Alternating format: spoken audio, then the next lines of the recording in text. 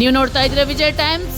ಇವತ್ತಿನ ಹೆಡ್ಲೈನ್ಸ್. ಮೂಡಾ ಪ್ರಕರಣ, ಸಿಎಂ ಪತ್ನಿ ಪಾರ್ವತಿ, ಸಚಿವ ಭೈರತಿ ಸುರೇಶ್ಗೆ ರಿಲೀಫ್. ಇಡಿ ಜಾರಿ ಮಾಡಿದ್ದ ಸಮನ್ಸ್ಗೆ ಹೈಕೋರ್ಟ್ ತಾತ್ಕಾಲಿಕ ತಡೆ. ಆದೇಶ ಕಾಯ್ದಿರಿಸಿ ಫೆಬ್ರವರಿ 10ಕ್ಕೆ ವಿಚಾರಣೆ ಮುಂದೂಡಿಕೆ.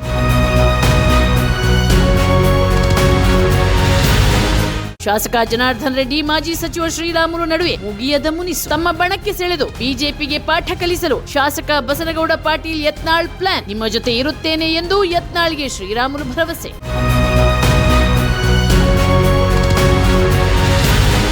ಬೀದಿ ಬದಿ ವ್ಯಾಪಾರಿಗಳಿಗೆ ಬಿಬಿಎಂಪಿ ಬಿಗ್ ಶಾಕ್. 40 ಅಡಿಗಿಂತ ಚಿಕ್ಕ ರಸ್ತೆಯಲ್ಲಿ ವ್ಯಾಪಾರ ಮಾಡಿದರೆ ಅಂಗಡಿ ಬಂದ್. ಫೆಬ್ರವರಿ 28ರ ಒಳಗೆ ವ್ಯಾಪಾರ ಪರವಾನಗಿ ನವೀಕರಣಕ್ಕೆ ಅವಕಾಶ.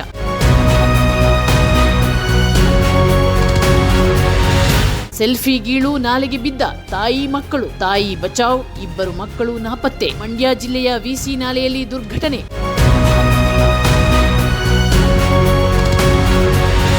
ಅಕ್ರಮ ವಲಸಿಗರ ವಾಪಸಾತಿಗೆ ಅಮೆರಿಕ ಕಠಿಣ ನಿರ್ಧಾರ. ಭಾರತ ಸೇರಿ ಇತರ ರಾಷ್ಟ್ರಗಳಿಗೆ ಅಮೆರಿಕ ಅಧ್ಯಕ್ಷ ಡೊನಾಲ್ಡ್ ಟ್ರಂಪ್ ಕಠಿಣ ಎಚ್ಚರಿಕೆ. ಪ್ರಧಾನಿ ನರೇಂದ್ರ ಮೋದಿ ಜೊತೆಯೂ ಮಾತುಕತೆ.